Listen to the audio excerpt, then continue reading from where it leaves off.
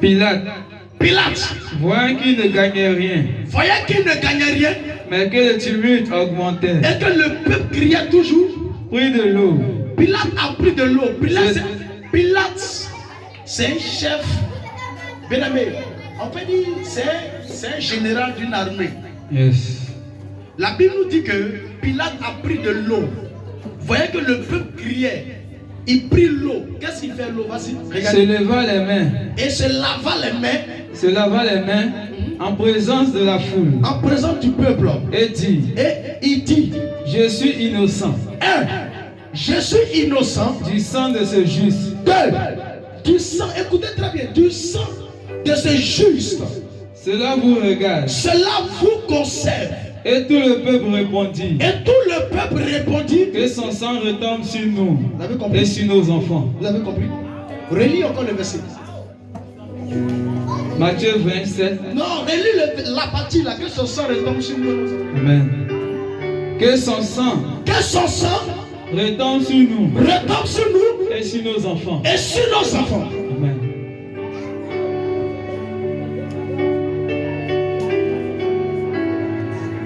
Qui a compris? Amen. Vous voyez? Pilate dit, je suis innocent de cette malédiction que vous voulez apporter. Donc c'est pourquoi moi je lave mes mains pour m'en débarrasser. Et les parents, eux disent, nous on s'en fout. Que cette malédiction va tomber sur nous et ça va tomber aussi sur nos enfants. Donc imagine-toi. Si eux ils ont accepté de telles malédictions, et toi tes parents, qu'est-ce qu'ils sont faits aux dieux étrangers? Quels étaient les accords aux autels des eaux? Quels étaient les accords aux autels de bois? Quels étaient les accords aux autels de pierre? Aux autels de forêt? Quels étaient les accords aux esprits de forêt? Quels étaient les accords? Si le parent a dit que la malédiction va tomber sur moi, mais il ne faut pas que ça va se limiter sur moi. Ça va aller sur mes enfants aussi. Ça veut dire, le père accepte que son enfant soit maudit. Le père accepte que les enfants soient frappés d'une malédiction. Donc la malédiction tombe sur toi et sur tes enfants. Mais la question que je me pose ce soir, c'est que qu'est-ce que les parents ont pu accorder entre eux et les esprits en ta personne? Voyez, je ne connais pas Dieu, ce n'est que toi, je ne connais personne. Je veux que tu me protèges. Si je ne serais pas là, protège aussi mes enfants. C'est dit, je ne connais personne, ce n'est que toi. Je veux que tu me protèges et tu protèges mes enfants. Donc comment un mort peut-il venir protéger des vivants? Comment un esprit démoniaque peut-il venir protéger tes enfants? Imaginez-vous, le problème c'est quoi? C'est que la dette que ton père a traitée avec ses esprits, il n'a pas pu rembourser, il est mort. Donc qui doit payer les frais? C'est toi qui dois payer les frais de cette dette-là. Donc si tu ne payes pas, l'esprit est obligé de rentrer dans la famille et prendre des personnes innocentes. Ça peut tomber sur toi, où tu n'as rien à voir avec la dette que ton père allait pisser. Ça peut tomber sur toi, où tu n'as rien à voir avec la dette que ta mère allait tisser. Donc aujourd'hui, si tu vis dans une servitude, c'est qu'il y a une porte qui a été ouverte au préalable. Que personne n'a pu fermer la porte jusqu'à aujourd'hui tu es né. Donc c'est toi qui dois fermer la porte pour ne pas que cette porte puisse affecter les autres. Et ils n'ont pas pu. Ils sont morts. Toi tu es venu.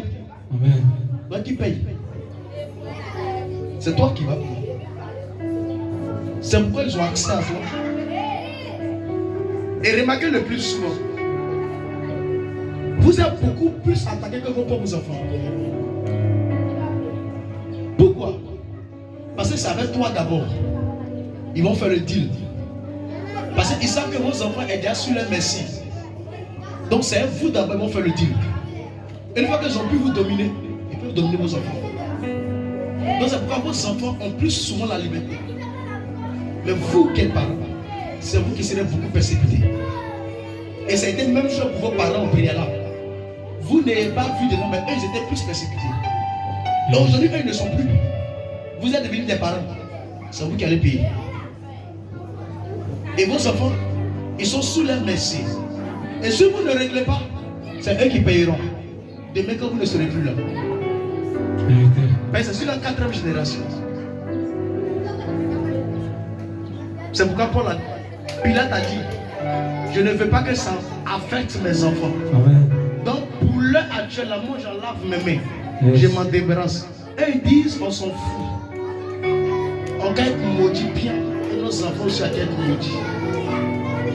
Vous voyez comment des parents livrent leurs enfants à des malédictions. Des parents livrent leurs enfants à des malédictions. Aujourd'hui, eux, ils ne sont plus de ce monde. C'est nous qui payons les prix. Yes. Parce qu'eux ne voient pas les faits qu'ils sont en train de subir.